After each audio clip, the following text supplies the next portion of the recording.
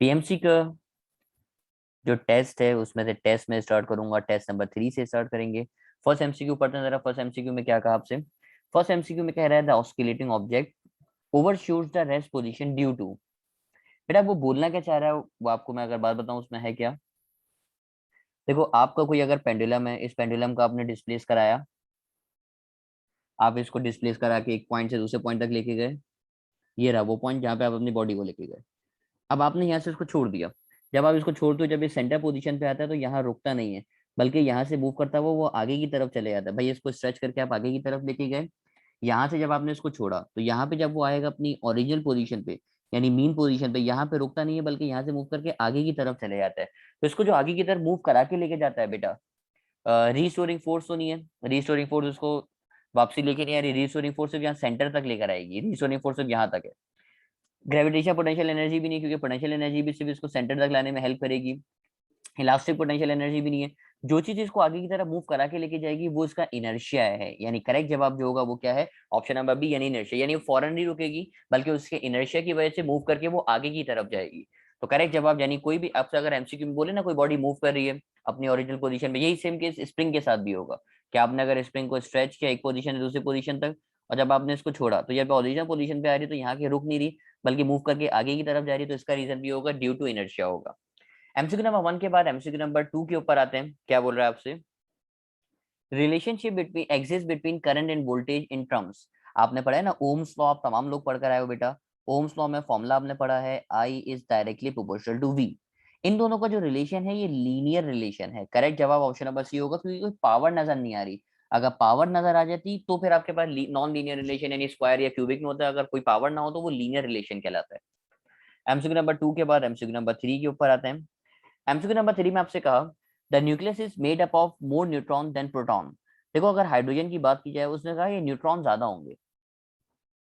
देखो उसने आपसे बात करी हाइड्रोजन, हाइड्रोजन का होता है 111 यानी H11 करके लिखते हो। इसके अंदर एक प्रोटॉन होता है, 0 न्यूट्रॉन होता है, यानी प्रोटॉन होता ही ज्यादा है। ऑक्सीजन के अंदर क्या होता है? ऑक्सीजन को आप लिखते हो बेटा O8 और 16। इसके अंदर 8 प्रोटॉन होते हैं और 8 ही न्यूट्रॉन होते हैं, यानी ए भी नहीं हो सकता, बी भी नहीं हो सकता। यूरेनियम के अंदर चेंज होता है। यूरेनियम की अगर मैं बात करूँ, यूरेनियम में होता है 92 और ऊपर होगा मेरे पास 235। ये आपके पास है। तो इसके अंदर जो प्रोटॉन की तादाद है वो 92 है, और न्यूट्रॉन की तादाद निकालने के लिए दोनों को अगर आप माइनस करोगे तो आंसर आ जाएगा 143। यानी यूरेनियम वो आंसर है जिसके अंदर मोर न्यूट्रॉन होंगे। तो करेक्ट जवाब हो जाएगा ऑप्शन नंबर सी, यानी न्यूट्रॉन की बात कर रहा है। एमसीक्यू नंबर 4 में आपसे क्या कह रहा है? अ ब्लैक बॉडी ऑलवेज टैच रेडिएशन। ब्लैक बॉडी रेडिएशन को क्या करता है? बेटा ब्लैक बॉडी की खास बात क्या होती है? अगर मेरे पास एक लेट सपोज एक ब्लैक बॉडी में बना के दिखाऊं, लेट्स सपोज ये मेरे पास ब्लैक बॉडी, इसके अंदर कोई रेडिएशन एंटर होगी, अगर कोई रेडिएशन आएगी इस तरीके से टकराएगी, रेडिएशन टकराए, तो ये ब्लैक बॉडी की खास बात ये होती है इस रेडिएशन को वो एब्जॉर्ब कर लेगा। रेडिएशन को एब्जॉर्ब कर लिया, और एब्जॉर्ब करने के बाद जब आप इस ब्लैक बॉडी को बेटा हीट करोगे तो यही ब्लैक बॉडी आपकी इन रेडिएशन को क्या करेगा? इमिट भी करेगा। तो मैं आपसे बात कर रहा था बेटा ब्लैक बॉडी की जो है रेडिएशन को एब्जॉर्ब भी करता है और यही रेडिएशन को इमिट भी करता है। यानी ये जब आप इसका करेक्ट आंसर मार्क करने जाओगे तो ऑप्शन नंबर सी होगा, यानी बोथ ए एंड बी, यानी इमिट भी करेगा एब्जॉर्ब भी करेगा। इमिट जब करता है जब आप ब्लैक बॉडी को हीट करोगे। जब ब्लैक बॉडी को हीट करोगे तो वो रेडिएशन को क्या करेगा? इमिट करेगा। तो आसान आसान एमसीक्यू आ रहे हैं अभी तो स्टार्टिंग के। एमसीक्यू नंबर 5 में आपसे क्या कह रहे हैं? An electrical instrument which is used to measure potential difference between 2 point. Potential difference measure करने के लिए कौन सा इंस्ट्रूमेंट आप यूज करते हो? तो बड़ा आसान सा बेटा, वोल्ट मीटर। बड़ा आसान एमसीक्यू आ रहे हैं आज तो। एमसीक्यू नंबर 5 भी बड़ा आसान। एमसीक्यू नंबर 5 के बाद MCQ number 6, the frequency of AC supply is 2 kilohertz. Frequency का मतलब आपको एफ दे रहा है, F is equal to 2 kilohertz.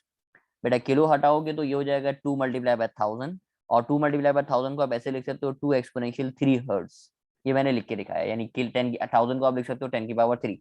और आपसे कहा टाइम पीरियड बता दो, तो ये एमसीक्यू भी बड़ा आसान। Time period is a reciprocal of frequency. बेटा फ्रीक्वेंसी की वैल्यू वो दे रहा है 2 exponential 3। अब आप यहाँ से 2 को अगर आप अलग कर लोगे, ये देखो 1/2 को आपने अलग कर लिया और यहाँ पे हो गया 10 की पावर 3, ऊपर आ गया तो हो गया -3। आप 10 की पावर को नीचे से अगर ऊपर लेकर आओगे, मैं इसको दिखा दूं एक दफा, ये 10 की पावर 3 को ऊपर लेकर आया तो 10 की पावर -3 हो जाएगा। अब ये जो नजर आ रहा है मेरे पास 1/2, बेटा 1/2 किसके बराबर होता है? तो आप बोलेंगे सर 1/2 का मतलब होता है हाफ, और हाफ का मतलब होगा 0.5 exponential -3। तो करेक्ट जवाब मुझे मिला ऑप्शन नंबर ए, यानी 0.5 exponential -3 सेकेंड्स। एमसीक्यू नंबर 6 के बाद आगे आते हैं MCQ number 7। Velocity is a dash. तो बेटा ये भी इतना आसान MCQ, velocity is a vector quantity. अच्छा, वेक्टर जो है आमतौर पे 2D होता है या फिर 3D होता है वेक्टर, जबकि स्केलर हमेशा 1D होता है, 1 डायमेंशन होता है, जबकि टेंसर आपके पास 9 डायमेंशन में कहलाता है। ये टेंसर आप इंजीनियरिंग की, मैंने भी इंजीनियरिंग के 4th ईयर में पढ़ा था टेंसर के बारे में, टेंसर 9 डायमेंशन में कहलाता है। तो ये इससे तो रिलेटेड आपका कोई भी एमसीक्यू नहीं आएगा, आएगा तो वेक्टर के बारे में पूछेगा, लेकिन टेंसर के बारे में बता दिया कि अगर आपसे पूछा जाए कि टेंसर कितनी डायमेंशन में होता है तो टेंसर 9 डायमेंशन में होता है। एमसीक्यू नंबर 7 देखिए, एमसीक्यू नंबर 7 में क्या कह रहा है। एमसीक्यू नंबर 7 में कहा आपसे effect of work is equal to dash. Effect of work बेटा किसके बराबर होता है? बेटा वर्क जो है वो बराबर होता है, work is equal to change of kinetic energy. ये मैं नहीं कह रहा, ये थ्योरम है, एक जो मैं बता लिख के दिखा रहा हूँ, जो कहलाती है मेरे पास वर्क एनर्जी इक्वेशन। ये वर्क एनर्जी इक्वेशन कहलाती है। वर्क एनर्जी इक्वेशन के मुताबिक आपकी बॉडी की जितनी भी काइनेटिक एनर्जी में चेंज आएगा वो उसके वर्क के बराबर है। यानी आपकी बॉडी अगर मूव कर रही है, यानी जितना काइनेटिक एनर्जी में चेंज आएगा उतना ज्यादा आपकी बॉडी वर्क कर रही है, ये वर्क एनर्जी इक्वेशन कहलाती है। अब देखो उसने एमसीक्यू किसी और तरीके से पूछा, उसने आपसे पूछा इफेक्ट ऑफ वर्क किसके बराबर है, आपने आंसर बता दिया चेंज इन काइनेटिक एनर्जी। ऐसी अब आपसे बोले बताओ वर्क एनर्जी इक्वेशन के मुताबिक वर्क किसके बराबर है, जब भी वर्क जो है वो चेंज ऑफ काइनेटिक एनर्जी के बराबर होगा। तो एमसीक्यू नंबर 8 के बाद आते हैं एमसीक्यू नंबर 9 की तरफ। एमसीक्यू नंबर 9 भी बड़ा आसान सा एमसीक्यू नजर आ रहा है मुझे। The electron volt is a unit of dash. तो आप बोलेंगे सर इलेक्ट्रॉन वोल्ट कहलाता है ईवी, और ईवी की कन्वर्जन भी आप पढ़ कर आए हो, 1 ईवी बराबर होता है 1.6 एक्सपोनेंशियल माइनस 19 जूल के।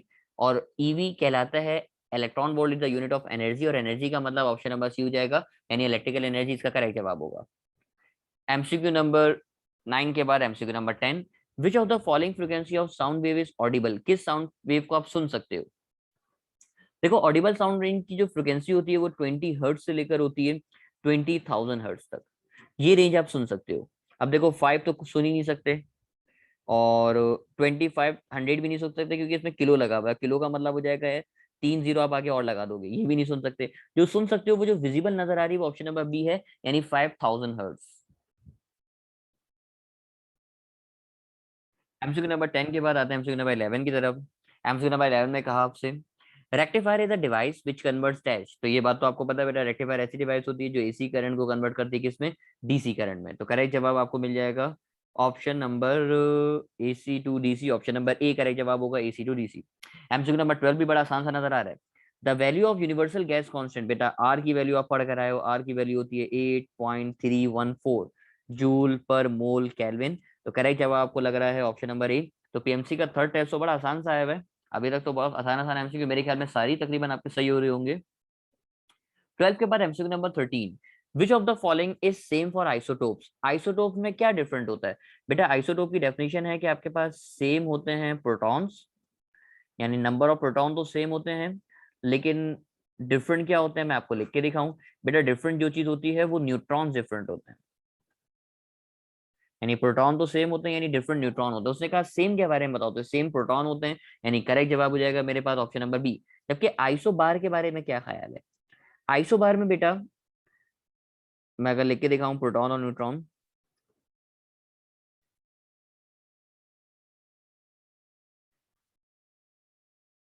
आइसोबार में न्यूट्रॉन सेम होते हैं लेकिन प्रोटॉन डिफरेंट होते हैं,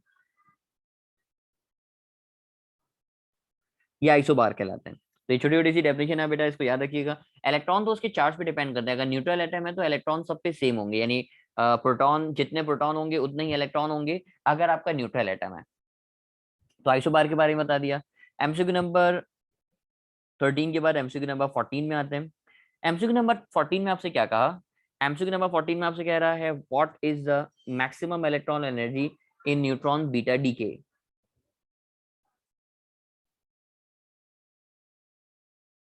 न्यूट्रॉन बीटा डीके में बेटा जो एनर्जी प्रोड्यूस होती है उस एनर्जी की आपसे बात करें तो ये बुक से एमसीक्यू निकाल के दिया गया कि न्यूट्रॉन बीटा डीके में कितनी एनर्जी प्रोड्यूस होती है। तो ये एनर्जी तो आपको वैल्यू याद करनी पड़ेगी, ये वैल्यू है 783 किलो इलेक्ट्रॉन वोल्ट, ये वैल्यू आपको याद करनी पड़ेगी और याद ही आप लोग करोगे।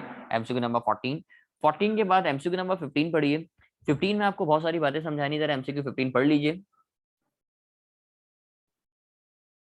अब एमसीक्यू में आपसे कहा proton and neutron are compose of smaller particles called dash. तो ये बात आपको मुझे सिखानी है, इससे पहले मैंने आपको ये बात पढ़ाई नहीं, मैं आपको अब सिखाता हूँ कि कहलाते क्या है। बेटा प्रोटॉन और न्यूट्रॉन जिन चीज से मिलके बनते हैं उन चीज को आप बोलते हैं, मैं अगर ऑप्शन आपको बताऊं तो ये चीज कहलाता है मेरे क्वार्क्स। अब क्वार्क्स क्या होते हैं, क्वार्क थ्योरी क्या है, थोड़ी सी मैं इसके ऊपर आपसे बात कर लेता हूँ। क्वार्क थ्योरी क्या है, क्वार्क थ्योरी की बात करते हैं। बेटा क्वार्क थ्योरी दी गई कि उसने बताया कि आपके जो प्रोटॉन और न्यूट्रॉन होते हैं ये मजीद कुछ चीजों से मिलके बने हुए होते हैं, जिसका उसने नाम रखा है क्वार्क्स। और क्वार्क्स कितने टाइप से होते हैं मैं जरा ये आपको ये शेयर करता हूँ, ये लिखवा देता हूँ। क्वार्क जो पंजाब बोर्ड की बुक के अंदर लिखे हुए सारे क्वार्क्स, या तो आपका क्वार्क अप होता है या फिर डाउन होता है। स्ट्रेंज लिखा हुआ है पंजाब बोर्ड की बुक में, up down strange, charm, top and then bottom. ये कुछ क्वर्क्स के उसमें नाम लिखे हैं और हर एक की उसमें एनर्जी भी लिखी हुई है। इलेक्ट्रॉन मतलब in terms of electron energy लिखी हुई नजर आ रही है कि अप की एनर्जी है, अप के अगर चार्ज है तो वो है 2/3 टाइम्स ऑफ इलेक्ट्रॉन, डाउन का अगर चार्ज है तो वो है -1/3 इलेक्ट्रॉन, और स्ट्रेंज का अगर चार्ज है तो ये भी है मेरे पास -1/3 इलेक्ट्रॉन, चार्म का अगर चार्ज है तो ये है +2/3 इलेक्ट्रॉन, और टॉप का अगर चार्ज है तो ये भी है 2/3 इलेक्ट्रॉन, और बॉटम का अगर चार्ज है तो ये है मेरे पास -1/3 इलेक्ट्रॉन। तो मेरे ख्याल में चार्ज की तो वैल्यू शायद आपसे नहीं पूछेगा, इतनी अजीब सी बात नहीं करेगा आपसे, चार्ज आप याद नहीं करो, लेकिन क्वेट से नाम देख लो। इसमें से जो दो खास हैं उन मजीद को अगर मैं आपको समझाऊं कि प्रोटॉन किस किस से मिलकर बनता है, तो मैं प्रोटॉन की डायग्राम बना के दिखाऊं। बेटा सपोज करो ये मेरे पास प्रोटॉन है, प्रोटॉन कितने क्वेट से मिलकर बन रहा है तो मैं आपको लिख के दिखाता हूँ। ये बन रहा है 3 क्वेट से मिलके, 2 अप और एक डाउन, यानी 2 अप और एक डाउन मिलेंगे तो ये प्रोटॉन कहलाएगा। और जबकि अगर मैं इसी को मजीद बना के दिखाऊं, मैं प्रोटॉन के बाद न्यूट्रॉन अगर बना के दिखाऊं, न्यूट्रॉन के अंदर क्या है तो ये देख लेते हैं। ये रहा लेट सपोज मेरे पास न्यूट्रॉन। बेटा न्यूट्रॉन के अंदर क्या है कि अप तो एक ही है लेकिन डाउन 2 है, यानी अप एक और जबकि डाउन आपके पास कितने हो जाएंगे, 2 हो जाएंगे। तो ये कहला रहा है, ये क्वार्क्स कहलाते हैं, ये क्वार्क थ्योरी है। सिर्फ इतना ही हमारी बुक में बताया कि हमारी बुक में तो खैर है ही नहीं, ये पंजाब बोर्ड की बुक के अंदर है। और पंजाब बोर्ड की बुक के अंदर भी इससे ज्यादा इसकी डिटेल नहीं बताई गई। चैप्टर के एंड में बिल्कुल थोड़ी सी बात इसके बारे में शेयर की गई कि स्टूडेंट्स को आइडिया हो जाए कि प्रोटॉन और न्यूट्रॉन भी मजीद फर्दर पार्टिकल से डिवाइड होकर बने हुए, जिसका नाम क्वार्क्स कहलाता है। क्वार्क्स कितने तरह के होते हैं वो सारे क्वार्क मैंने आपको शेयर करके दिखा दी है। एमसीक्यू नंबर 13 देखा। एमसीक्यू नंबर 13 के बाद आएंगे एमसीक्यू नंबर 14 की तरफ, सॉरी एमसीक्यू नंबर 16 की तरफ। एमसीक्यू नंबर 16 में क्या कह रहा है, एमसीक्यू नंबर 16 में कहा a loop of radius 1 metre, एक लूप है जिसका रेडियस आपको दे रहा है 1 मीटर, और आगे आपसे बोला इस place on an inclined of 60 degree, 60 degree पे, 60 डिग्री पे इंक्लाइंड हुआ हुआ है, यानी थीटा के बारे में बता रहा है 60 डिग्री। और आगे बोल रहा है with the magnetic field of 100 Tesla, यानी मैग्नेटिक फील्ड बी दे रहा है और आपसे मैग्नेटिक फ्लक्स मांग रहा है, कॉरेस्पॉन्डिंग फ्लक्स। देखो फ्लक्स का फॉर्मूला होता है φm = ba cos थीटा। अच्छा अब उसने लूप की बात की है, लूप जो होता है वो सर्कुलर लूप होता है, ये लूप है, लूप सर्कुलर है। अब सर्कल के लूप का एरिया कैसे निकालेंगे, सर्कल के मतलब सर्कल का एरिया कैसे निकालते हैं, तो आप लोग फॉर्मूला पढ़ कर आए हो सर्कल के एरिया का फॉर्मूला, ये फॉर्मूला होता है πr²। आपके पास जो फॉर्मूला होता है वो फॉर्मूला क्या होता है, πr²। अब आप देखो बी की जगह पे बी की वैल्यू रखोगे, बी की वैल्यू आपको कितनी दे रहा है, तो आप बोलेंगे सर मैग्नेटिक फील्ड की वैल्यू दे रहा है 100t यानी 100 टेस्ला, बी की वैल्यू आ गई 100। एरिया की जगह एरिया का फॉर्मूला रखोगे, एरिया का फॉर्मूला है मेरे पास πr², जबकि एंगल हो जाएगा मेरे पास cos 60। बेटा ये रहा 100, पाई की जगह पे आ जाएगा 3.142, और आर नजर आ रहा है तो आर की जगह पे आ जाएगा 1 का स्क्वायर, जबकि ये नजर आ रहा है cos 60। बेटा cos 60 की वैल्यू होती है 1/2, ना याद आए तो आपको बहुत दफा मैं निकालना सिखा चुका हूँ cos 60, मैं लिख देता हूँ, बाकी निकालना आपका काम है। बेटा cos 60 निकालने का तरीका मैंने सिखाया ना, √4 3 2 1 0 / 2। फिर ये वैल्यूज भी मैं आपको सिखा के आ चुका हूँ कि सर ये वैल्यू कहलाती है 0 डिग्री, ये कहलाती है मेरे पास 30 डिग्री, 2 कहलाएगा 45, 1 कहलाएगा 60, और देन 0 वाला कहलाएगा 90। अगर आपको cos 60 चाहिए तो cos 60 पे 1 लिखा हुआ नजर आ रहा है 1/2, और 1/2 का मतलब √1 का मतलब 1 ही रहेगा। अब आप इस इक्वेशन को सिंप्लीफाई कर लो बेटा, 2 1 2, 2 को 100 से डिवाइड करोगे तो 50 आ जाएगा। अब इन दोनों नंबर्स को आप मल्टीप्लाई करोगे बेटा, एक नजर आ रहा है मेरे पास 50, एक नजर आ रहा है मेरे पास 3.142, तो 50 को 3.142 से मल्टीप्लाई कर दीजिए। 50 को 3.142 से अगर आप मल्टीप्लाई करोगे तो आंसर आना चाहिए, मल्टीप्लाई करके चेक कर लो, आंसर आना चाहिए आपका 157 वेबर। क्योंकि 50 को 3 दफा अगर मल्टीप्लाई करोगे, 3 दफा अगर मल्टीप्लाई करोगे तो 150 के आसपास आंसर आएगा भाई। ऐसे ना 50 को 3 से अगर मल्टीप्लाई करोगे तो आपका जो आंसर आएगा अराउंड 150 आएगा, और 150 के करीब जो आंसर है वो 157 दिया हुआ है। तो आपने फॉर्मूला देखा बेटा, ये जैसे बी की जगह आपने बी की वैल्यू रखी, एरिया की जगह एरिया का फॉर्मूला पुट किया, एरिया का फॉर्मूला आपको लिखा हुआ नजर आ रहा है ना, पाई आर स्क्वायर। तो एरिया की जगह आपने एरिया का फॉर्मूला पुट किया, तो पहले एमसीक्यू थोड़ा सा मुश्किल आया जिसमें आपको कैलकुलेशन करना पड़ी, वरना बाकी एमसीक्यू आपके बहुत आसान आ रहे थे। एमसीक्यू नंबर 16 सॉल्व हो गया। 16 के बाद आते हैं एमसीक्यू नंबर 17 के ऊपर। 17 देखते हैं। An air pipe opens at end, एक एयर पाइप है जो ओपन हुआ है एंड्स के ऊपर। A stationary wave is produced in second harmonic mode.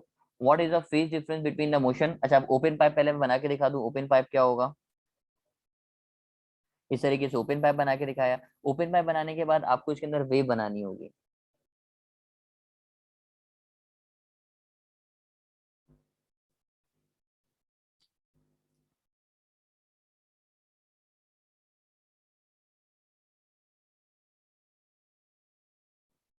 Okay बेटा, इस तरह की आपकी सेकंड हार्मोनिक, ये ओपन पाइप की डायग्राम है कि सेकंड हार्मोनिक के अंदर डायग्राम बन रही है। ये लेक्चर के अंदर मैंने आप तमाम लोगों को डायग्राम दिखाई है, लेकिन आइडिया आप लोगों को नहीं होगा कि डायग्राम किस तरह की बनी हुई है।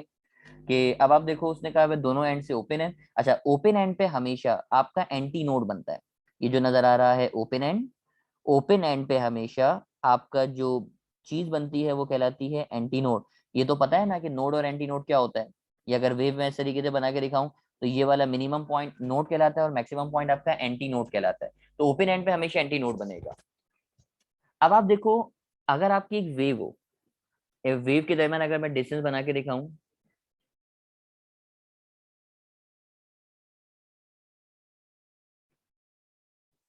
आपको ये बात बेटा बहुत अच्छे से पता है, पढ़ते हुए आ रहे हो, पूरी वेव का जो डिस्टेंस होता है, पूरी वेव का जो डिस्टेंस होता है वो 2 पाई कहलाता है। सॉरी, मैंने इसको गलत लिख दिया।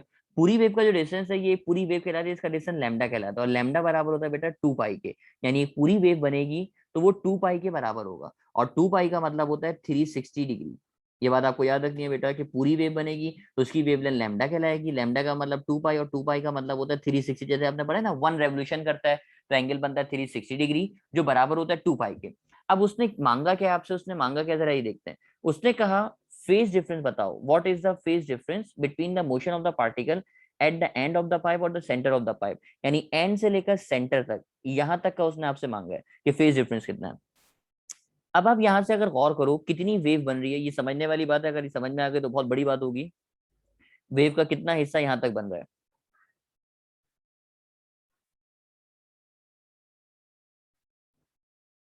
अब देखो, वेव का अगर हिस्सा बनता है, ये मैं अगर वेव बना के दिखाऊं,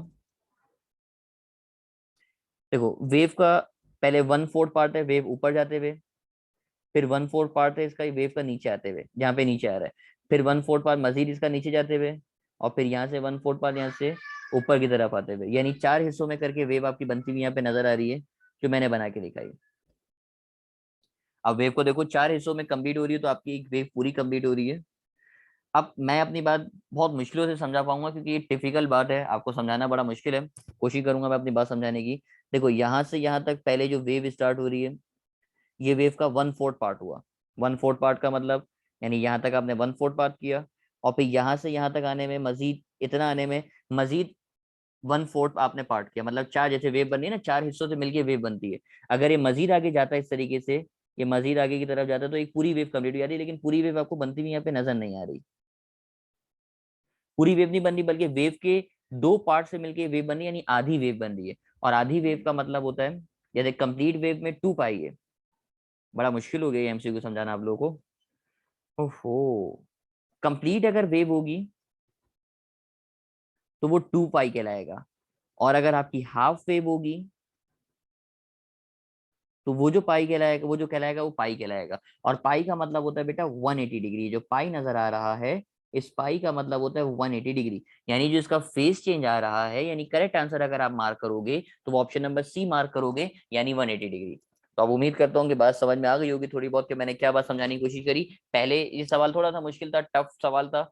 सवाल आपको दिया गया, सवाल में आपको एक वेव दी गई, वेव बनाई आपने, दोनों पे ओपन एंड बनाए। ओपन एंड बनाने के बाद आपने वेव ड्रॉ करी, फिर उसने कहा फेस डिफरेंस बताओ एंड और सेंटर के दरमियान, यानी एक एंड है और एक सेंटर, तो इसमें जो वेव हो रही थी वो आधी वेव बन रही थी, और आधी वेव को आपने बना के दिखाया, आधी वेव का मतलब होता है पाई, और पाई का मतलब होता है 180 डिग्री।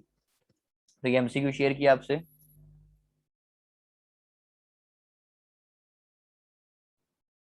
देखो वेव आपकी पूरी कब कंप्लीट होगी, वेव जब कंप्लीट होगी जब अगर ऊपर से स्टार्ट हुआ है और वापसी अगर ऊपर आ जाए तो आपकी वेव पूरी कंप्लीट हो गई। जैसे वेव अगर स्टार्ट हुई ना, ऊपर से स्टार्ट हुई है, ऊपर से नीचे गई और नीचे से वापसी ऊपर आ गई, तो आपकी पूरी वेव बन रही है।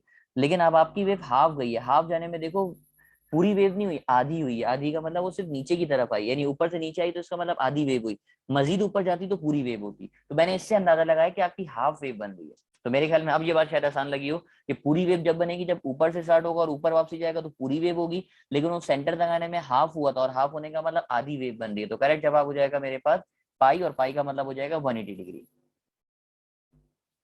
तो एमसीक्यू नंबर 17 थोड़ा डिफिकल्ट हो गया, 17 के बाद आते हैं 18 की तरफ, 18 देखते हैं। एमसीक्यू नंबर 18 में कहा आपसे,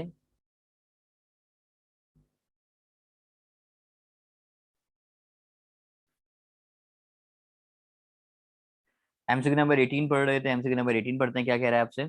उसने कहा the activity of a radioactive isotope decreases from 8000 to 1000, यानी आपका मटेरियल 8000 से 1000 हो गया इन 16 डेज, 60 डेज के अंदर, और आपसे कह रहा है हाफ लाइफ के बारे में बताइए, हाफ लाइफ पे क्या होगा। अब आप देखो हाफ लाइफ पहले कितनी कर रहा है, पहले ये तो देखो हाफ लाइफ हो कितनी रही है, हाफ लाइफ करी कितनी। तो आप बोलेंगे सर पहले 8000 था, 8000 से हाफ होगा, आधा होगा तो 4000 बचेगा, यानी एक हाफ लाइफ में 4000 होगा, फिर मजीद एक और हाफ लाइफ होगी तो इसमें 2000 हो जाएगा, यानी आधा हो जाएगा, 8000 का आधा 4000 हुआ, 4000 का आधा 2000 होगा, मजीद एक और हाफ लाइफ होगी तो इसका मतलब सर अब कितना हो जाएगा, 1000 हो जाएगा। यानी हाफ लाइफ कितनी हाफ लाइफ हो रही है, तो आप यकीनन मुझे जवाब देंगे सर ये हुई मेरे पास फर्स्ट हाफ लाइफ, ये हुई मेरे पास सेकेंड हाफ लाइफ, ये हुई मेरे पास थर्ड हाफ लाइफ, यानी टोटल जो हाफ लाइफ हो रही है वो 3 हाफ लाइफ हो रही है। हाफ लाइफ 3 हो रही है। अब उसने कहा बेटा हाफ लाइफ बताओ आइसोटोप की, 3 हाफ लाइफ हो रही है कितने दिन में, उसने आपको बताया भी है कि 8000 से 1000 होने में जो डेज लगे, अच्छा सवाल डेज में दिया हुआ है, क्वेश्चन ईयर्स में, तो मिस्टेक है, इसको ईयर्स ही कर लेते हैं, इसको ईयर्स कर दिया कि 60 हाफ लाइफ, 3 हाफ लाइफ हो रही है बेटा 60 ईयर्स में। ये रहा मैं लिख के दिखाऊं, 3 हाफ लाइफ हो रही हैं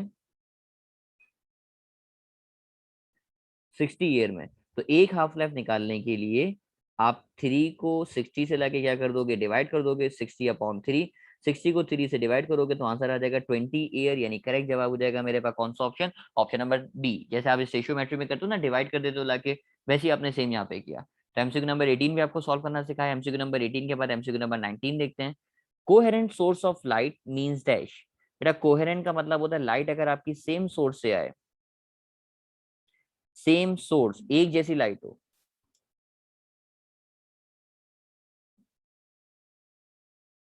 आपकी लाइट अगर सेम सोर्स से आएगी तो वो लाइट जो है मेरे पास वो कहलाएगी कोहेरेंट, और सेम सोर्स से आने वाली लाइट सिंगल वेवलेंथ की होगी।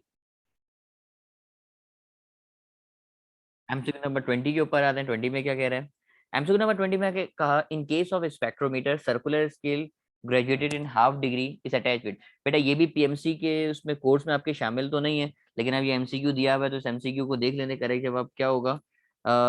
स्पेक्ट्रोमीटर के अंदर बेटा, स्पेक्ट्रोमीटर एक डिवाइस होती है जो स्पेक्ट्रम मेजर करने में हेल्प करता है, और इसके ऊपर इस तरीके से 2 लेंस माउंट हुए हुए होते हैं। मैं एक बहुत रफ सी डायग्राम बना रहा हूँ, मुझे भी डायग्राम इतनी एग्जैक्ट बनाना नहीं आती, आप नेट पे निकाल के देखना स्पेक्ट्रोमीटर क्या होता है। ये 2 लेंस लगे हुए होते हैं, मतलब इंस्ट्रूमेंट होता है, जिस चीज के ऊपर ये अटैच हुए हुए होते हैं ये टेबल रोटेट कर सकती है, जिसको आप बोलते हो turn table.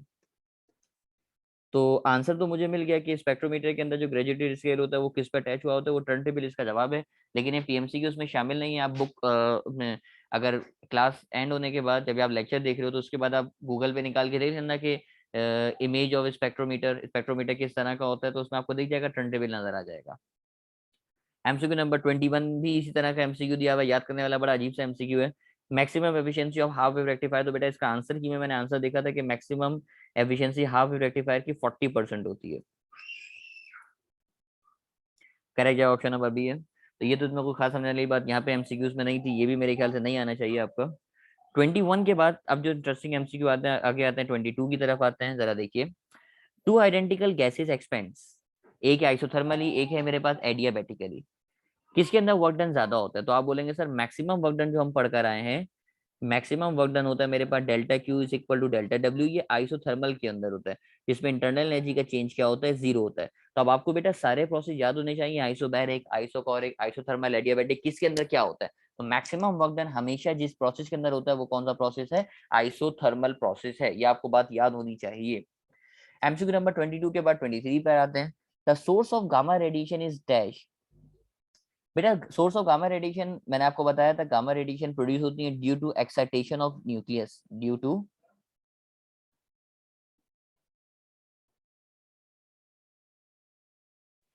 To excitation of nucleus, यानी इनसाइड न्यूक्लियस। न्यूक्लियस के एक्साइटेशन की वजह से एनर्जी रिलीज होती है, यानी करेक्ट जवाब हो जाएगा इनसाइड न्यूक्लियस। न्यूक्लियस के अंदर एक्साइटेशन न्यूक्लियस के अंदर ही होगी ना, न्यूक्लियस उससे बाहर निकल के नहीं आ रहा, न्यूक्लियस के अंदर अंदर। देखो आउटसाइड न्यूक्लियस होता है, न्यूक्लियस के बाहर, न्यूक्लियस के बाहर तो फिर इलेक्ट्रॉन आ जाएंगे, तो इलेक्ट्रॉन में थोड़ी हो रहा है ना, इलेक्ट्रॉन ट्रांजिशन है ना, आउटसाइड न्यूक्लियस है, बल्कि न्यूक्लियस के अंदर हो रहा है, यानी इनसाइड न्यूक्लियस हो रहा है। तो करेक्ट जवाब ऑप्शन नंबर बी हो जाएगा। एमसीक्यू नंबर 24 क्या बोल रहा है, 24 देख लेते हैं। If a proton, alpha particle and photon moving with same velocity enter a uniform magnetic field, which particle will deflect more. Will deflect more का मतलब बताओ किस पे फोर्स ज्यादा लगेगी। तो फोर्स का फॉर्मूला है F is equal to Q V B sine theta, ये मेरे पास फॉर्मूला है। अब देखो इस फॉर्मूले के मुताबिक अब वो आपसे बोल रहा है कि सेम वेलोसिटी, वेलोसिटी सेम है सबकी, सबकी मैग्नेटिक फील्ड भी जाहिर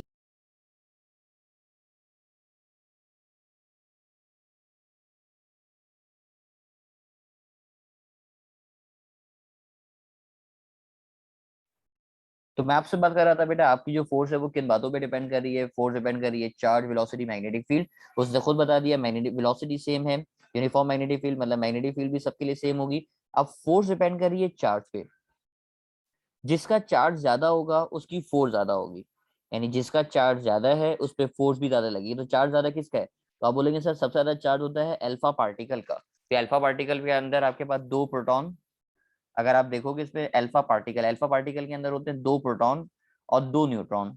दो प्रोटॉन का मतलब पॉजिटिव चार्ज ज्यादा है, जबकि प्रोटॉन पे सिर्फ एक चार्ज होता है, प्रोटॉन का मतलब एक प्रोटॉन है, जबकि प्रोटॉन पे तो कोई चार्ज ही नहीं होता, ये जीरो चार्ज होता है, चार्ज लेस और मास लेस, यानी इस पे तो जीरो चार्ज होगा, प्रोटॉन पे कोई चार्ज नहीं होगा। तो सबसे ज्यादा जो डिफ्लेक्ट करेगा वो मेरे पास अल्फा पार्टिकल है, यानी करेक्ट जवाब हो जाएगा कौन सा ऑप्शन, ऑप्शन नंबर बी हो जाएगा। एमसीक्यू नंबर 24 के बाद एमसीक्यू नंबर 25 की तरफ आते हैं। 25 में आपसे क्या कह रहा है?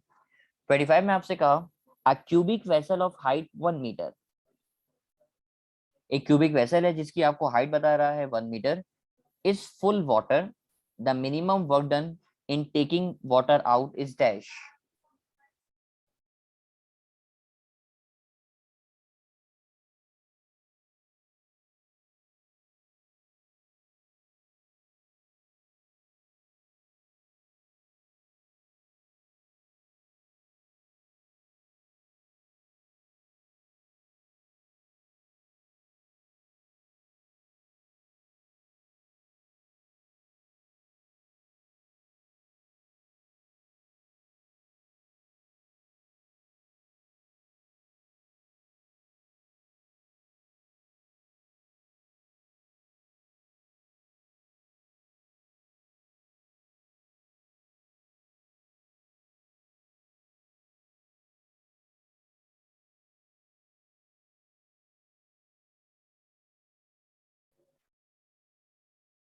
एमसीक्यू में अगर आप देखोगे तो उसने कहा ना कि आपकी बॉडी ने वोलन क्लॉथ्स पहने हुए, मतलब गर्म कपड़े पहने हुए हैं। तो गर्म कपड़े पहनने से क्या होगा, आपने अगर गर्म कपड़े पहने हुए तो आपको, मतलब आपकी जो भी अपनी इंटरनल, जो भी अपनी अंदर की गर्मी है वो आपके अंदर ही रह रही है, वो बाहर नहीं जा पा रही। और बाहर ना जाने का मतलब है कि आपकी बॉडी में बेटा बैड, मतलब आपके कपड़े जो है बैड कंडक्टर है, यानी कंडक्टिविटी उनकी कम है कि वो हीट आपकी बाहर की तरफ ट्रेवल नहीं कर पा रही। तो ये इसका रीजन है। तो एमसीक्यू नंबर 26 करवाया, 25 तो हम लोगों ने स्किप कर दिया था, 25 के बारे में कहा था कि seems to be incomplete question, 25 नहीं किया था। 26 पर है, 26 के बारे में बताया कि भाई कि आपके गर्म कपड़े क्यों आपको गर्म रखते हैं, क्योंकि बैड कंडक्टिविटी की वजह से। एमसीक्यू नंबर 27 भी कुछ अजीब सा सवाल दिया हुआ है, सवाल लिखते हैं। The open circuit test in a transformer is used to measure. बेटा ओपन सर्किट टेस्ट ट्रांसफार्मर के अंदर किया जाता है to find the core loss, ये बुक के अंदर लिखा हुआ है, कोर लॉस मालूम करने के लिए ओपन सर्किट टेस्ट किया जाता है। ज्यादा इसके बारे में बताया नहीं किया, तो मैं भी सिर्फ आपसे इतनी ही बातें शेयर करूंगा, लेकिन मेरे ख्याल में भी इस तरह का सवाल आपको देना नहीं चाहिए, मेरे लिहाज से तो कट हो गया। एमसीक्यू नंबर 27 के बाद 28 आते हैं। Frequency of the travelling wave, frequency of travelling wave मतलब एफ दे रहा है, स्पीड का मतलब वी दे रहा है, और आपसे बोला है वेवलेंथ निकाल दो, वेवलेंथ का मतलब लैम्डा निकाल के दिखा दीजिए। अब हमारे पास फॉर्मूला होता है v is equal to F lambda, ये फॉर्मूला है मेरे पास। तो लैम्डा निकालने के लिए पहले वेलोसिटी रखी मैंने, वेलोसिटी नजर आ रही है मुझे कितनी 300, फ्रीक्वेंसी नजर आ रही है मुझे कितनी 2000, लैम्डा निकाल के दिखाना है। तो ये 20 से 20 कैंसिल हो गए, तो बच जाएगा मेरे पास कौन, बचेगा मेरे पास 3 इज इक्वल टू 20 लैम्डा, 20 को लाके डिवाइड कर दोगे तो लैम्डा का आंसर हो जाएगा 3/20 मीटर, क्योंकि सारी चीजें मीटर में तो आंसर भी मीटर में आएगा। तो करेक्ट जवाब हो जाएगा 3/20, option number C. MCQ number 28 के बाद एमसीक्यू नंबर 29 पढ़ते हैं। विच स्टेटमेंट इज इनकरेक्ट, उसको बताइए जो इनकरेक्ट है यहाँ पे। इनकरेक्ट कौन सी है जरा देखते हैं। आइसोबैरिक प्रोसेस में, आइसोबैरिक का मतलब सेम प्रेशर, यानी प्रेशर चेंज नहीं हो रहा, तो ये तो सही है। आइसोथर्मल प्रोसेस में टेम्परेचर चेंज नहीं हो रहा, मतलब ये भी ए भी सही है, ये ए भी सही लिखी हुई है, बी भी सही लिखी हुई है। सी में आइसोकोरिक में बर्फ नहीं होता, ये भी सही लिखा हुआ है। तो जो गलत लिखा हुआ है वो गलत कौन सा नजर आ रहा है सर, गलत ऑप्शन नंबर डी नजर आ रहा है।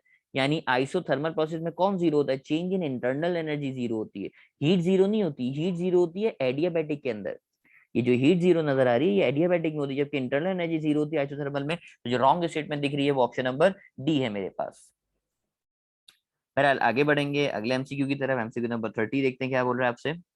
The engine is suppose to work between 727 and 227 degree centigrade, calculate the maximum possible efficiency. तो बेटा एक टेम्परेचर ज्यादा वाला टेम्परेचर होता है वो T1 कहलाएगा, T1 को लिखा आपने, T1 is equal to 727 degree centigrade, kelvin में कन्वर्ट करने के लिए प्लस करोगे 273, तो प्लस करके आंसर आ रहा है इसमें 1000 केल्विन। जबकि T2 दूसरा वाला टेम्परेचर नजर आ रहा है, इसको भी केल्विन में करोगे 227, प्लस करोगे इसमें भी 273, 227 डिग्री सेंटीग्रेड प्लस 273, तो इसका आंसर आ जाएगा मेरे पास 500 केल्विन। अब मेरे ख्याल में आप एफिशिएंसी निकाल सकते हो, क्योंकि एफिशिएंसी निकालने के लिए टेम्परेचर लाजमी तौर पर केल्विन में होने चाहिए। एफिशिएंसी का फॉर्मूला 1 - T2/T1, T2 की जगह पे आ जाएगा मेरे पास 500, T1 की जगह पे आ जाएगा 1000।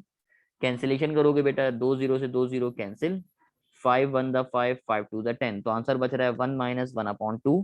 बेटा 1/2 का मतलब होता है 0.5, 1 में से 0.5 माइनस करोगे तो आंसर आएगा 0.5, और 0.5 लिखो या फिर 1/2 लिखो, एक ही बात कहलाएगी। या और आसान कर लो, आंसर ही फ्रैक्शन में दिया हुआ है। ये देखो, एक में से अगर आधा निकालोगे, 1 में से 1/2 निकालोगे, एक में से आधा निकालोगे तो आधा ही बचेगा, और आधे का मतलब आंसर हो जाएगा ऑप्शन नंबर ए, यानी 1/2। तो 30 एमसीक्यू भी आसान था। 31 देखते हैं। Correct form of Ohm's law is dash, तो आप बोलेंगे सर ऑप्शन नंबर सी भी सही है, V is equal to IR, और ऑप्शन नंबर बी में बोल रहा है voltage directly proportional to current, ये भी सही है ऑप्शन नंबर बी। तो करेक्ट जवाब हो जाएगा बोथ बी एंड सी, दोनों ही आपको सही लिखे हुए नजर आ रहे हैं। 32 में आपसे कहा N inertial frame of reference is that, बेटा इनर्शियल फ्रेम ऑफ रेफरेंस होता है अगर आपका फ्रेम ऑफ रेफरेंस रेस्ट पर हो या फिर मूव करे यूनिफॉर्म वेलोसिटी से, या तो रेस्ट पर हो या फिर मूव करे यूनिफॉर्म वेलोसिटी से, तो ये कहलाता है मेरे पास इनर्शियल फ्रेम ऑफ रेफरेंस।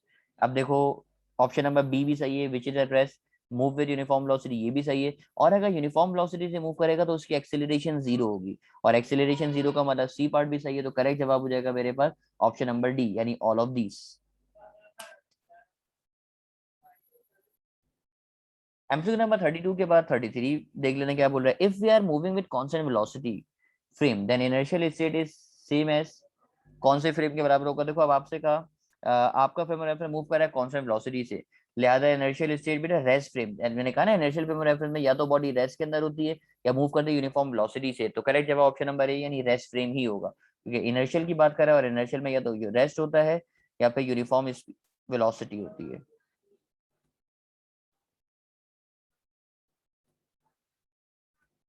बहरहाल एमसीक्यू नंबर 33 के बाद 34 पर आते हैं, क्या बोल रहा है।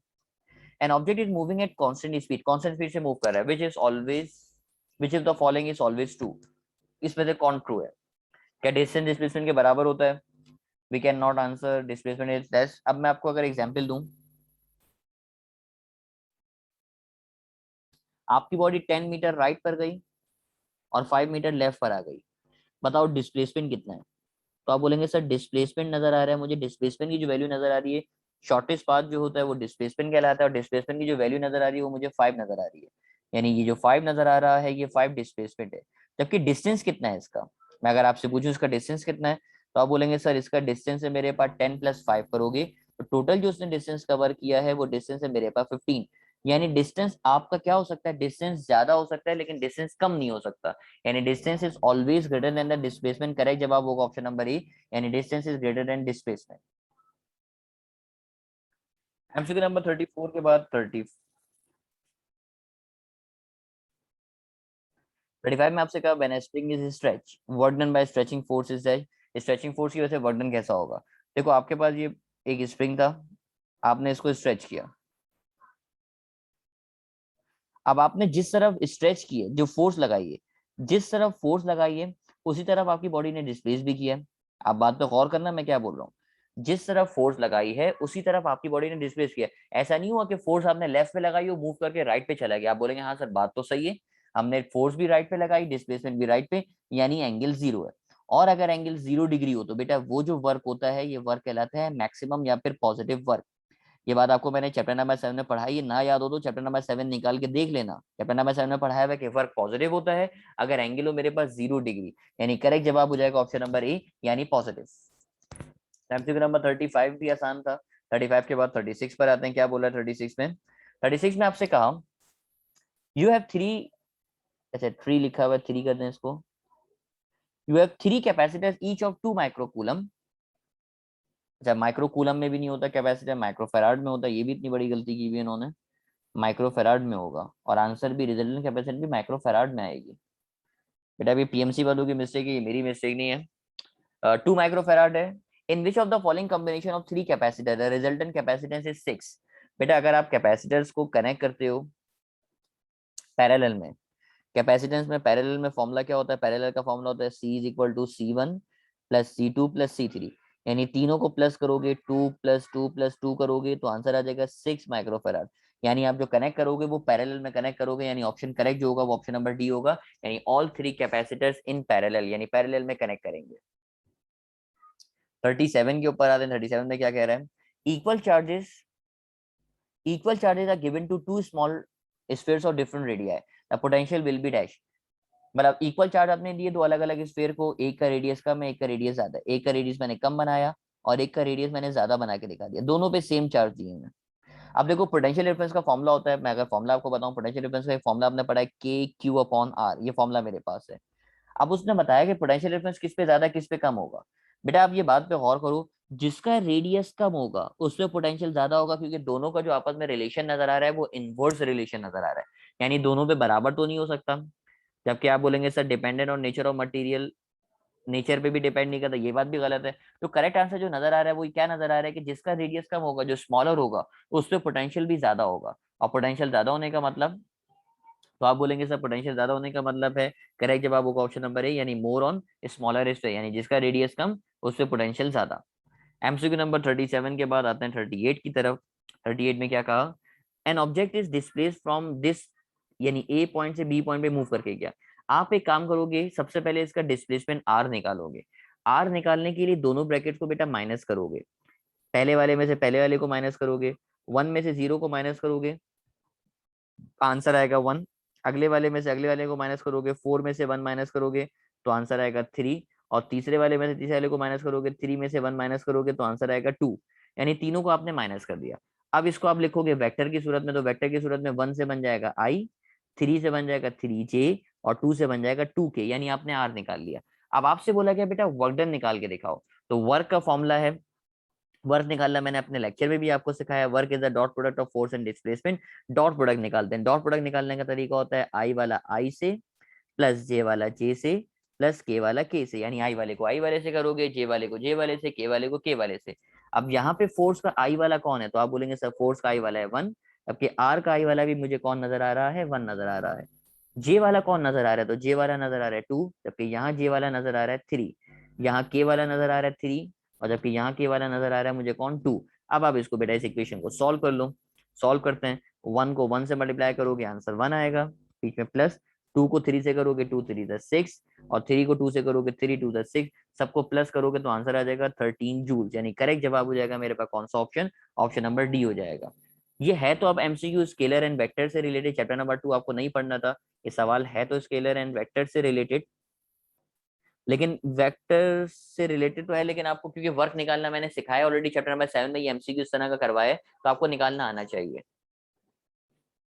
एमसीक्यू नंबर 38 के बाद 39 नजर आ रहा है।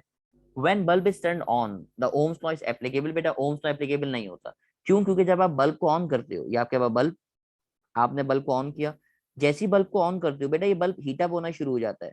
आपने इस बात पे गौर किया होगा, जैसे ही आपने बल्ब को ऑन किया ये हीटअप हो रहा है। बल्ब अगर आपका हीटअप हो रहा है, हीटअप होने का मतलब टेम्परेचर बढ़ रहा है।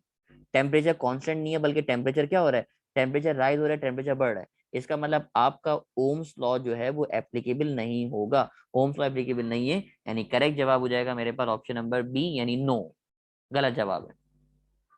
एमसीक्यू नंबर 39 के बाद 40 में क्या कह रहे हैं? 40 में आपसे कहा a wave passes through a medium such that each particle of the medium perform 100 complete vibration in 5 second, और आपसे बोल रहा है फ्रीक्वेंसी निकाल के दिखाओ। बेटा फ्रीक्वेंसी का फॉर्मूला मैं आपको ऑलरेडी पढ़ा कर आया हूँ, फ्रीक्वेंसी का फॉर्मूला पढ़ा है, frequency is equal to vibration upon time. ना याद है तो चैप्टर नंबर 8 निकाल के देख लेना। कितनी वाइब्रेशन कर रहा है, तो आप बोलेंगे सर 100 वाइब्रेशन कर रहा है 5 सेकंड्स में, तो नीचे 5 आ गया। आप कैंसिलेशन करा दीजिए, 5 1 द 5, 5 2 द 10, और ये जीरो एज इट इज आ जाएगा। यानी फ्रीक्वेंसी की वैल्यू जो आ रही है वो 20 हर्ट्ज आ रही है, और 20 हर्ट्ज का मतलब ऑप्शन नंबर बी हो जाएगा। एमसीक्यू नंबर 41 में देखते हैं क्या कह रहा है। Which physical quantity of the substance does not change with thermal expansion. बेटा किसी चीज को अगर आप हीट करते हो, क्या चीज उसकी चेंज नहीं होती? तो आप बोलेंगे सर लेंथ तो चेंज होती है, लेंथ भी चेंज होती है, वॉल्यूम भी चेंज होता है, डेंसिटी भी चेंज होती है, क्योंकि डेंसिटी का फॉर्मूला होता है ना, डेंसिटी का फॉर्मूला होता है मास अपॉन वॉल्यूम। अगर वॉल्यूम बढ़ेगा तो डेंसिटी कम होगी। जो चीज चेंज नहीं होती वो बताइए, तो आप बोलेंगे सर मास चेंज नहीं होता। सारी चीजें चेंज होती है, मास चेंज नहीं होता, मास हमेशा सेम रहता है, यानी जो मास पहले है वही मास बाद में होगा, सिर्फ एक्सपेंड कर जाता है। तो 41 भी आपके लिए आसान हो गया। 42 पढ़ते हैं जरा क्या है। 42 में आपसे कहा when force provides the centripetal force to planets moving around the sun. बेटा सन के अराउंड जो प्लैनेट्स मूव कर रहे हैं वो किस फोर्स की वजह से कर रहे हैं? आप बोलेंगे सर आपके जो प्लैनेट्स हैं वो सन के अराउंड इस तरीके से रोटेट कर रहे हैं, या अर्थ है अगर आपकी रोटेट कर रही है, तो उसका जो रीजन है बेटा, वो जो फोर्स है वो ग्रेविटेशनल फोर्स है, जिसको आप लिखते हो एफ जी से। दोनों फोर्सेज एक दूसरे को बैलेंस करती है, यानी ग्रेविटेशनल फोर्स और सेंट्रीपिटल फोर्स दोनों एक दूसरे को बैलेंस करते हैं। तो करेक्ट जवाब ऑप्शन नंबर बी होगा, यानी ग्रेविटेशनल फोर्स। सेम अगर बात मैं इलेक्ट्रॉन की करूं कि एटम के अंदर इलेक्ट्रॉन को कौन घुमा रहा है, तो एटम में क्या होता है, सेंटर पे न्यूक्लियस होता है, सेंटर पे न्यूक्लियस, जबकि इसके अराउंड बेटा ये इलेक्ट्रॉन रोटेट कर रहा है। अब इसको सेंट्रीपिटल फोर्स में ये कूलम फोर्स होगी। यहाँ पे अगर फोर्स की बात करूंगा तो यहाँ जो फोर्स होगी वो इलेक्ट्रोस्टैटिक फोर्स को बैलेंस करेगी सेंट्रीपिटल फोर्स। वो केस है किसके, न्यूक्लियस एटम के अंदर, ये एटम की बात कर रहा हूँ, जबकि सन और प्लैनेट्स के नहीं ग्रेविटेशनल फोर्स है। एमसीक्यू नंबर 42 के बाद 43 नजर आ रहा। 43 में क्या कह रहा है? 43 में आपसे कहा इलेक्ट्रोस्टैटिक फोर्स इज डैश। तो बेटा इलेक्ट्रोस्टैटिक फोर्स जो है वो कंजर्वेटिव फील्ड है, मैंने आपको बताया ना, कंजर्वेटिव फील्ड ऐसी फील्ड कि जिसमें अगर आपकी बॉडी मूव करे क्लोज पाथ में, और उसमें अगर आपका वर्क डन जीरो के बराबर हो जाए, तो वो फील्ड कंजर्वेटिव फील्ड कहलाती है। और इसकी एग्जांपल्स मैंने आपको लिखवाई थी। कंजर्वेटिव फील्ड की एग्जांपल्स में अगर मैं आपको बताऊं तो मैंने एग्जांपल आपको लिखवाई थी। कंजर्वेटिव में एक लिखवाई थी ग्रेविटेशनल फील्ड,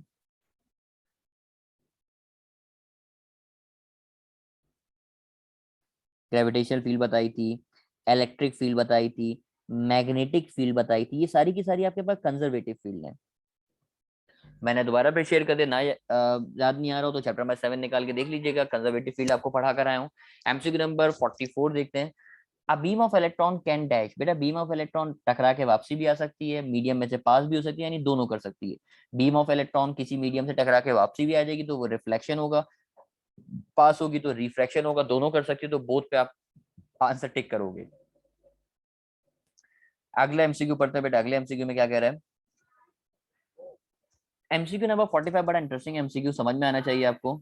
उसमें कहा आपसे आज stationary wave is setup on string length 10 centimetre, length आपको बता रहा है 10 सेंटीमीटर। आगे उसने कहा फोर लूप, फोर लूप का मतलब एन की वैल्यू आपको दे रहा है 4, और उसने कहा डिस्टेंस निकाल के दिखाओ टू कॉन्जिक्यूटिव क्रस्ट। बेटा दो क्रेस्ट या दो ट्रफ के दरमियान का जो डिस्टेंस होता है, दो क्रैश के दरमियान का जो डिस्टेंस है उसको आप वेवलेंथ बोलते हैं। ये बात आपको आइंदा के लिए याद रखनी है। दो क्रैश के दरमियान का जो डिस्टेंस है वो वेवलेंथ कहलाता है। अब वेवलेंथ निकाल के दिखानी है। देखो वेवलेंथ का फॉर्मूला होता है lambda n is equal to 2l upon n. मैं स्टेशनरी वेव में आपको लैम्डा एन का फॉर्मूला पढ़ा कर आया हूं, आपको याद होना चाहिए चैप्टर नंबर 8 में लैम्डा एन का formula lambda n is equal to 2l upon n. अब देखो लेंथ की जगह पे आ जाएगा 10 और नीचे हो जाएगा मेरे पास 4। अब आप इसको सॉल्व कर लीजिए। 2 1 द 2, 2 2 द 4, तो आंसर बचेगा 10/2। और 10 को 2 से डिवाइड करोगे, 2 1 द 2, 2 5 द 10, तो आंसर आ जाएगा कितना सेंटीमीटर, 5 सेंटीमीटर। यानी करेक्ट आंसर मार्क करोगे ऑप्शन नंबर बी मेरे पास। तो एमसीक्यू ये भी आसान हो गया, सिर्फ फॉर्मूला आपको याद करना था। एमसीक्यू नंबर 46 पर आते हैं। 46 में आपसे कह रहा है a galvanometer acting as a voltmeter will have a coil. बेटा गैल्वानोमीटर को वोल्टमीटर बनाने के लिए क्या करते हैं, तो गैल्वानोमीटर को वोल्टमीटर बनाने के लिए आप हाई रेजिस्टेंस को कनेक्ट करते हैं। कैसे, पैरेलल के अंदर या सीरीज में, तो आप जवाब देंगे सर सीरीज में। याद होगा गैल्वानोमीटर के साथ एक हाई रेजिस्टेंस को कनेक्ट करते हैं जिसको आप आरएच बोलते हैं, और इसको सीरीज में कनेक्ट किया जाता है, तो ये जो चीज बनती है आपके पास, ये फिर वोल्टमीटर कहलाता है। और इसका अपोजिट करोगे, लो रेजिस्टेंस को कनेक्ट करोगे पैरेलल में, तो वो फिर एम मीटर बन जाएगा। हाई रेजिस्टेंस सीरीज में तो volt meter, low resistance parallel में तो एम मीटर कहलाएगा। MCQ number 47, the centripetal force is zero. Centripetal force zero कब होगी, बेटा जब सेंटीपिटल फोर्स जीरो है तो सेंट्रीफ्यूगल फोर्स भी क्या होगी, जीरो होगी। क्योंकि आपने पढ़ा है ना, सेंटीपिटल फोर्स बराबर होता है सेंट्रीफ्यूगल फोर्स के। जितनी सेंट्रीपिटल होती है उतनी सेंट्रीफ्यूगल है। अब सेंट्रीपिटल ही अगर जीरो है, अगर ये जीरो है, तो सेंट्रीफ्यूगल भी क्या हो जाएगी, जीरो हो जाएगी। तो करेक्ट जवाब ऑप्शन नंबर बी होगा। एमसीक्यू नंबर 48, 48 एमसीक्यू दिया हुआ है। 48 एमसीक्यू देखते हैं जरा क्या कह रहा है। उसने एमसीक्यू में कहा a cyclist come to skidding stop in 10 meter. The force on the cycle due to the road is 200 Newton opposite to the motion. How much work does the cycle do on the road? अब देखो आपके पास एक cycle है या कोई भी एक body move करते हुए जा रही है। अब इसको ये रुकी कितने मीटर में जाके, 10 मीटर में जाके रुकी, मतलब आपको डिस्टेंस दे रहा है। The force on the cycle due to the road. अब ये कार तो मूव करते हुए जा रही है, लेकिन फ्रिक्शन इसको रोकने की कोशिश कर रही होगी, फ्रिक्शन की वैल्यू आपको दे रहा है 200 न्यूटन। और आपकी बॉडी ने कितना वर्क किया, देखो वर्क का फॉर्मूला होता है work is equal to F D, यानी फोर्स और डिस्प्लेसमेंट। अब देखो फोर्स की वैल्यू है मेरे पास 200, डिस्टेंस की वैल्यू है मेरे पास कितनी, 10। तो 200 को 10 से मल्टीप्लाई करोगे, लेकिन एक बात पे गौर करो, आपकी फ्रिक्शन की जो डायरेक्शन है वो अपोजिट है, क्योंकि बॉडी अगर आगे मूव कर रही है, और force on the cycle due to the road, road की वजह से जो फोर्स लग रही है वो 200 न्यूटन है, यार फ्रिक्शन की वैल्यू को आप माइनस में लिखोगे। अब 200 को अगर 10 से मल्टीप्लाई करोगे तो आंसर आएगा माइनस का 200 जूल। यानी करेक्ट जवाब हो जाएगा कौन सा ऑप्शन, ऑप्शन नंबर बी। बेटा ए भी हो सकता था, लेकिन ए गलत हो जाएगा। ए क्यों गलत हो जाएगा, क्योंकि कार को जो रोकने वाली फोर्स है वो फ्रिक्शन है, और आप ये बात पढ़ कर आए हो। ये बात मैंने अगर आपको अगर याद हो, मैंने लिखवाया भी आपको, work done due to friction is negative.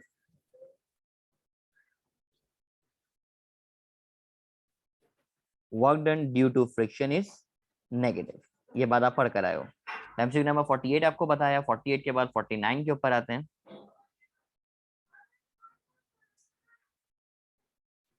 MCQ number 49 बड़ा इंटरेस्टिंग एमसीक्यू, ये आपको समझना पड़ेगा। ये मुश्किल एमसीक्यू में से एक मुश्किल एमसीक्यू जो मैं आपको सिखा रहा हूँ। एमसीक्यू देखते हैं क्या कहा आपसे। उसने आपसे कहा गया कि 100 what heater is use for 5 minute. 100 what heater का मतलब आपको पावर दे रहा है 100 वॉट, और टाइम आपको दे रहा है 5 मिनट। 5 मिनट्स को सेकंड्स में करने के लिए 5 × 60 करोगे तो आंसर आ जाएगा 300 सेकेंड्स।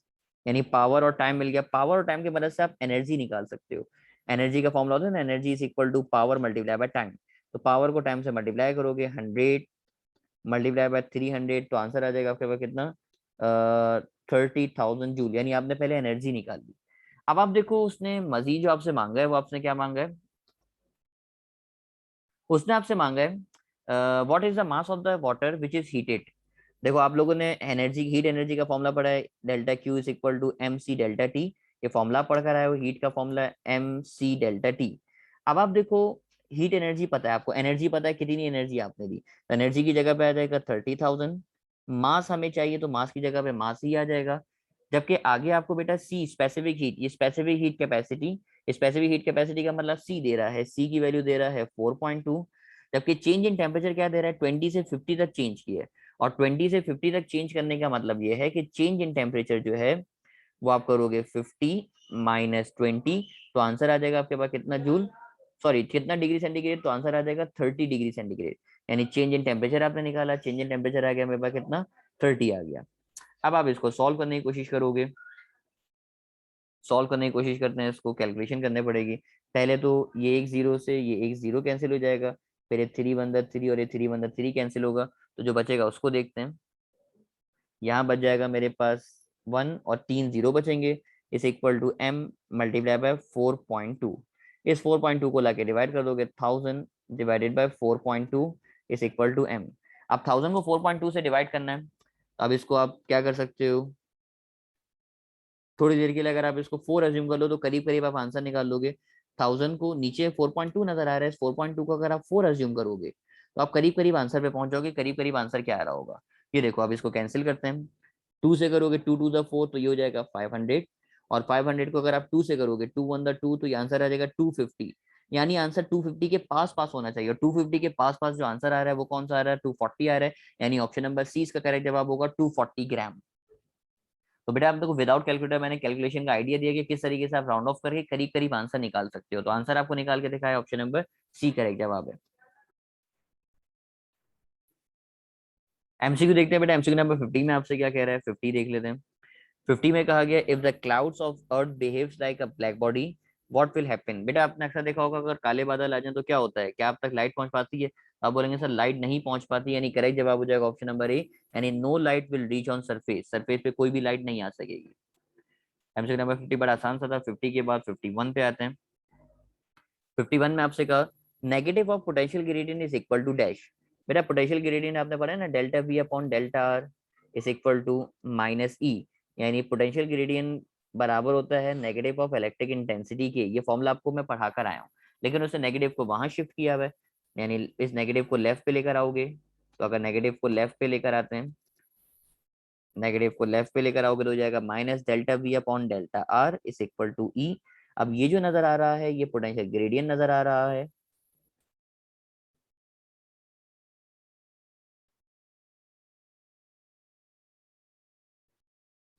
पोटेंशियल ग्रेडियंट, जबकि ये ई नजर आ रही है मेरे पास इलेक्ट्रिक इंटेंसिटी। तो करेक्ट जवाब हो जाएगा ऑप्शन नंबर ए, यानी इलेक्ट्रिक इंटेंसिटी। एमसीक्यू नंबर 52 में देख लेते हैं क्या कह रहा है। 52 में आपसे कहा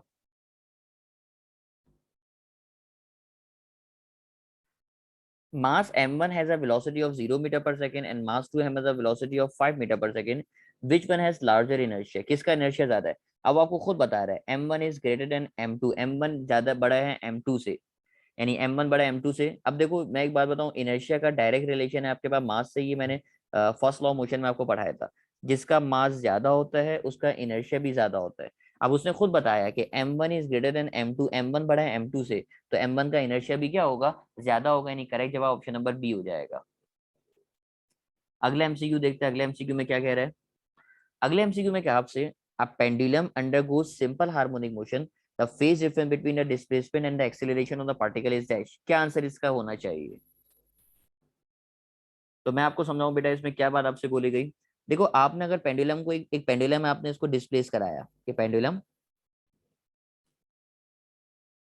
आपने इसको डिस्प्लेस कराया राइट हैंड साइड पे, आपने इसको डिस्प्लेस कराया राइट हैंड साइड पे, जबकि अब इसमें जो एक्सेलरेशन होगी वो एक्सेलरेशन होगी लेफ्ट हैंड साइड पे, यानी दोनों की डायरेक्शन अपोजिट है। ये बात आप पढ़कर आए हो ना, आपने बात पढ़ी जैसे स्प्रिंग में मैंने आपको पढ़ाया कि स्प्रिंग में आप डिस्प्लेस कराते हो राइट हैंड साइड पे, आपने डिस्प्लेस कराया राइट हैंड साइड पे, जबकि जो एक्सेलरेशन होती है वो एक्सेलरेशन लेफ्ट हैंड साइड पे होती है।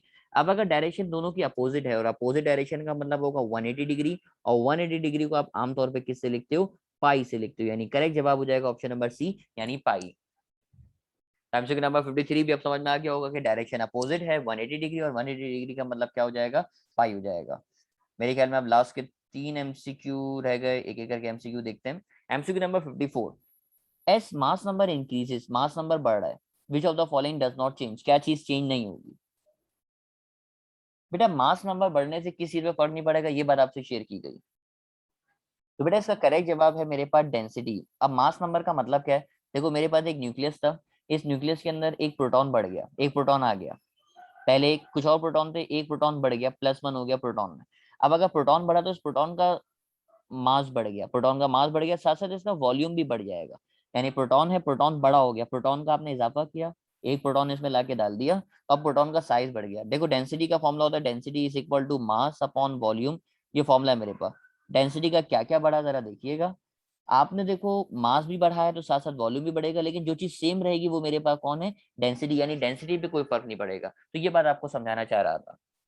अब लास्ट के 2 एमसीक्यू हैं, 2 एमसीक्यू को देख लेते हैं। 55 पढ़ते हैं। What is the power of the bulb, power of bulb मांग रहा है, वोल्टेज दे रहा है V, करंट दे रहा है I, पावर का फॉर्मूला होता है P is equal to IV, बेटा आई की वैल्यू होती है 1.5 दे रहा है आपको, वोल्टेज की वैल्यू दे रहा है 220, 220 को 1.5 से मल्टीप्लाई करना है, 1 करके देख लो आप मल्टीप्लाई, 220 मल्टीप्लाई बाय, थोड़ी देर के लिए इसको 1.5 को 15 मान लो, मल्टीप्लाई कर लो इसको, ये हो जाएगा 5 0 0, 5 2 10, और 5 2 10 और 1 कैरी तो 11 आ जाएगा, जबकि 1 से मल्टीप्लाई करोगे तो जाएगा 0 2 एंड 2, प्लस करोगे तो जाएगा 0 0 3 एंड 3, आंसर आएगा, अच्छा लास्ट से डिजिट छोड़ के अब आप डेसिमल लगा दोगे तो आंसर आ जाएगा आपके पास कितना, 330 वॉट, यानी करेक्ट जवाब हो जाएगा मेरे पास कौन सा ऑप्शन, ऑप्शन नंबर ए, यानी 330 वॉट।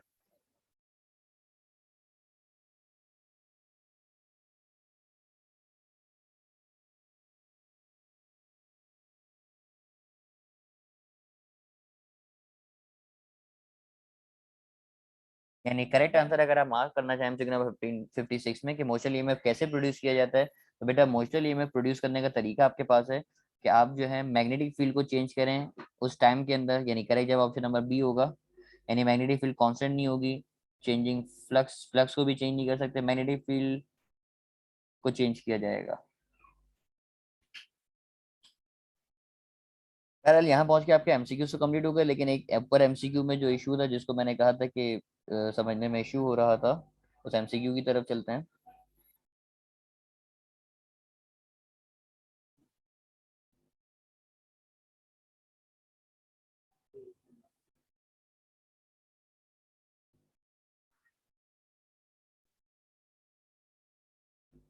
ओके ये मेरे पास एमसीक्यू, एमसीक्यू नंबर 25, ये एमसीक्यू देख लेते हैं, इसको भी समझने की कोशिश करते हैं।